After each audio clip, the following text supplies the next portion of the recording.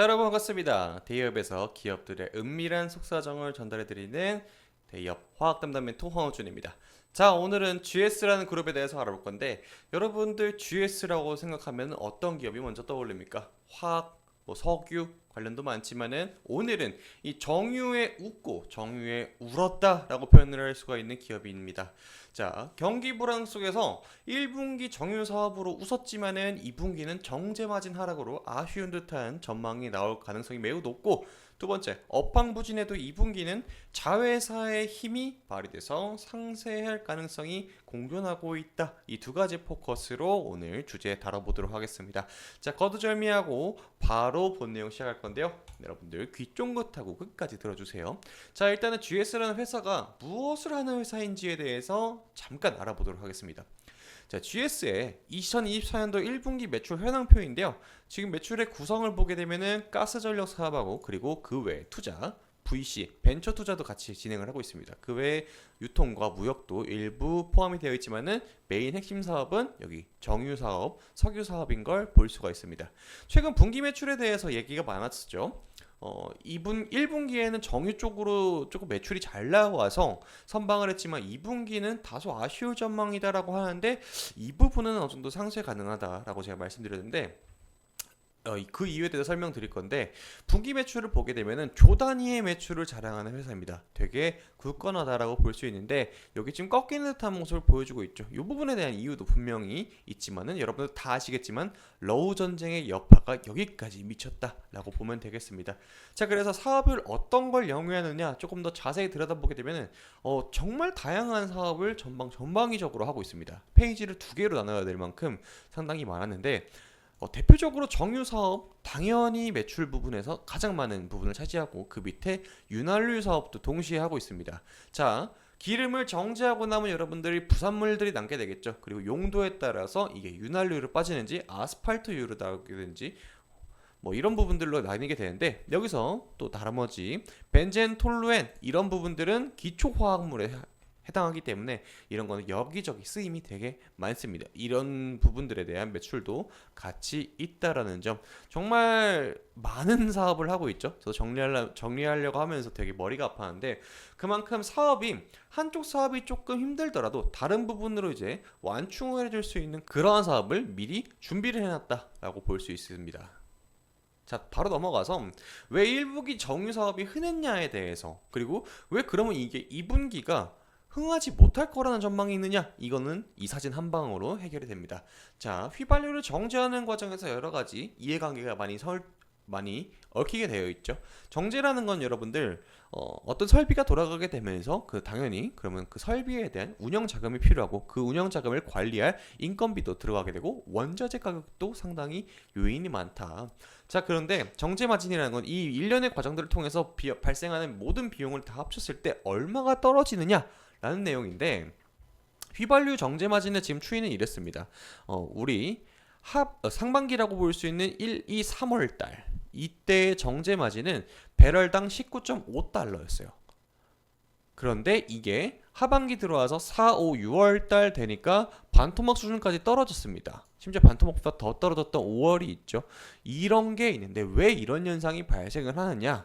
그 부분에 대한 것도 설명드릴게요. 자, 근데 국내 휘발유 생산량은 오히려 늘어가고 있는 추세입니다.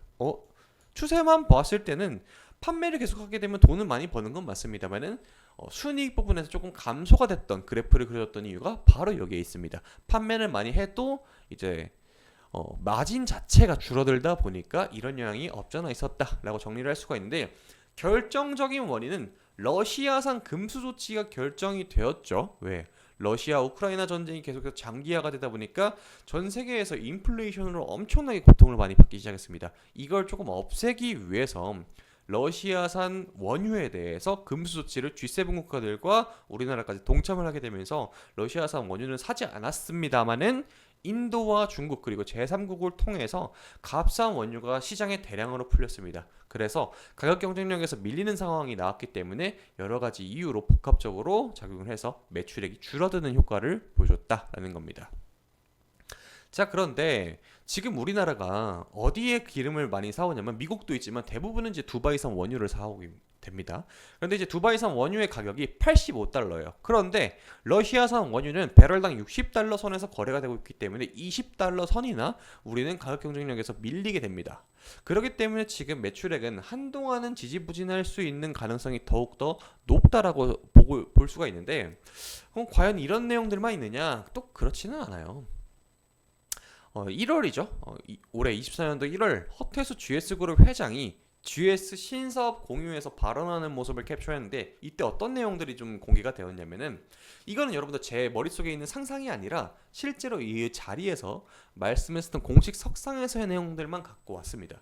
자, GS 칼텍스의 영업이익 비율이 과거에는 이 GS 그룹 전체 내에서 매출액을 다 통계를 냈을 때 60% 이상, 즉 과반수 이상을 차지했대요.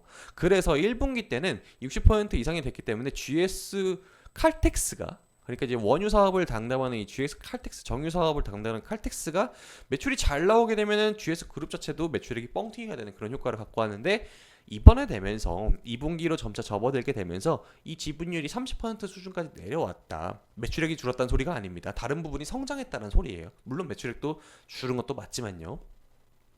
30% 수준으로 내려왔기 때문에 정유 사업이 지금 현재 불황인 거 우리도 알아. 하지만은 부족한 부분은 계열사가 채워줄 수가 있는 수준이야. 그리고 또 한 가지 밝혀냈던 게 바로 이겁니다. GS 엔텍을 통해서 친환경 미래 사업 전환을 추진 중이다. 다만 우리가 여기가 미래에 대해서 얼마나 캐파가 있고 그런 거에 대해서는 아직은 계산의 단계이기 때문에 지금 글로벌 해상풍력 하부 구조물 사업을 우리가 추진을 할 건데, 여기 우리가 일단 3천억 원을 투자를 했어. 그러니까 우리 잘 지켜봐줘. 이러한 내용도 같이 발표를 했다라는 겁니다. 그래서 2분기는 확실하게 지금 뭔가 기존 분기에 대비했을 때는 정유 부분에서의 뭔가 매출액이 줄어드는 거는 당연한 결과가 나오겠지만은, 이런 부분을 상충할 수 있는 또 다른 호재도 있다라는 점 여러분들한테 전달해드리고 싶었고, 자, 핵심을 정리해 보겠습니다. 그래서 GS그룹은 앞으로 어떻게 될 것이냐?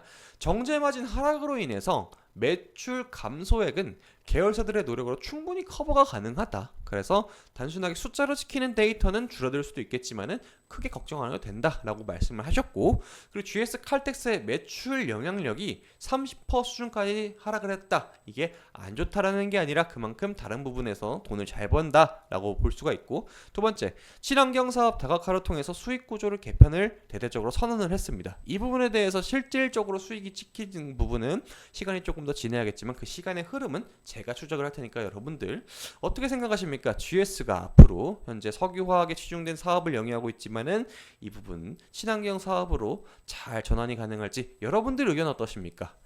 자, 저는 앞으로 이런 부분들에 대해서 추가적으로 여러분들 전달할 내용이 있으면 바로 영상으로 찾아뵙도록 하겠습니다. 자, 다음 영상에서 봬요. 여러분들 모두 안녕.